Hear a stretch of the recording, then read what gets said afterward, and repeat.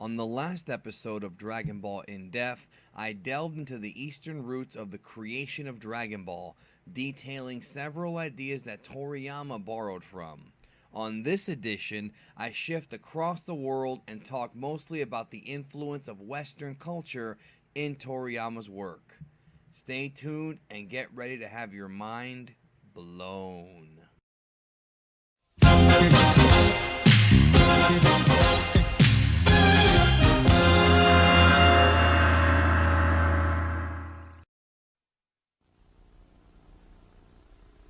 この放送はご覧のスポンサーの提供でお送りします。One of the main reasons why Dragon Ball is far and away the most successful Japanese series of all time is because when you dig underneath the surface, you realize that Toriyama borrowed ideas from all over the world, not just the Far East, thus making the series much easier to understand regardless of your culture or background, even on the subconscious level. Journey to the West was the base, and clearly the West itself had a large part with the creation of the series. Toriyama is clearly a huge fan of Hollywood blockbusters, and one guy who Toriyama has clearly borrowed from time and time again is director James Cameron. Speaking of time, it's obvious that number 16, and even more so, Sergeant Metallic, were based on James Cameron's Terminator, specifically Arnold Schwarzenegger.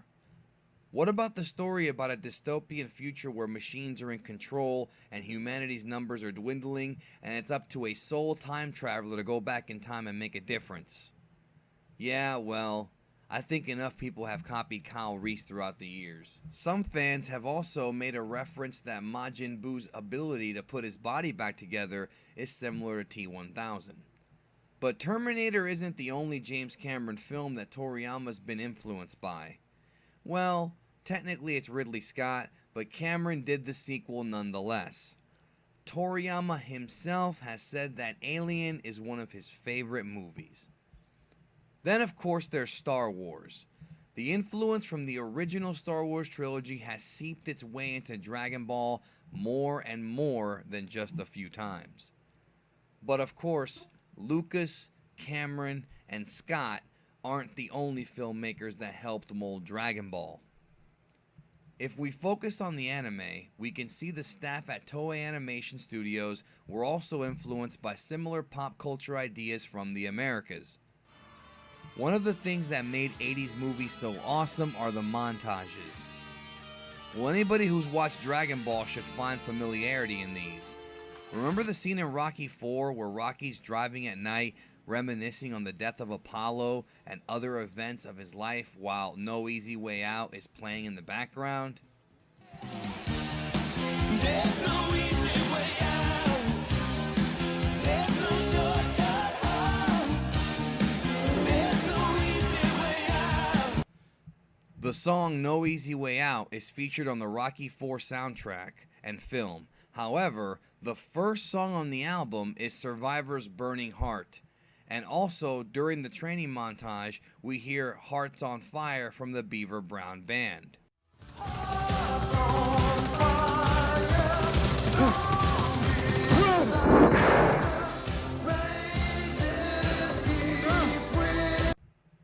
Well, what a coincidence that there's a flashback sequence in Dragon Ball TV episode 65 featuring Goku on his cloud heading towards the Red Ribbon Army's headquarters, reminiscing on all the events in the saga thus far, including the death of Bora. The song is called Moeru Heart De Red Ribbon Gun wo Yatsu Kero, which translates to, with a burning heart, defeat the Red Ribbon Army. It is clear where they got the idea from.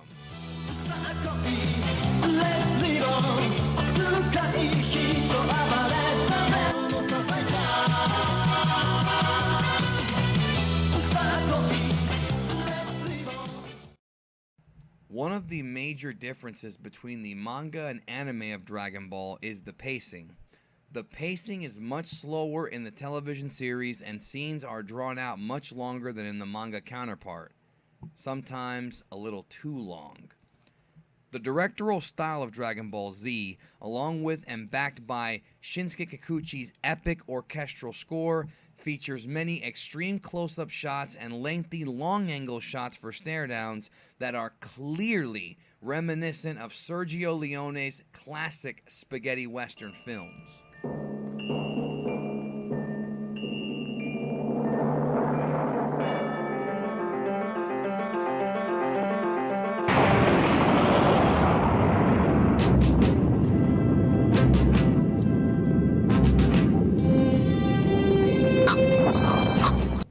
The fact is, Dragon Ball Z, in its original televised form, is a Western, except the bullets are replaced with blasts. Of course, this style of presentation is also used for the DBZ movies, but if you look at the movies, you'll see tons of references to Western culture. For example, do you really think Dr. Uedo from The World's Strongest is the first gigantic brain searching for a body?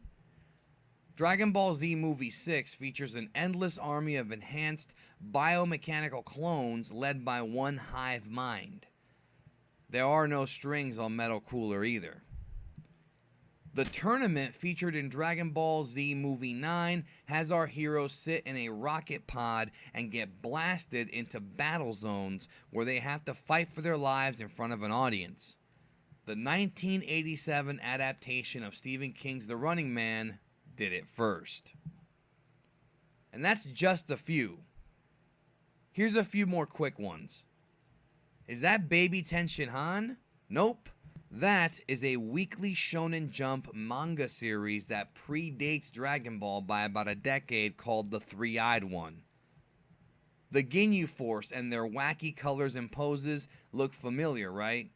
Kinda like this. Even though America was introduced to Power Rangers in the 90s, the Super Sentai heroes have in fact existed in Japan since the 70s.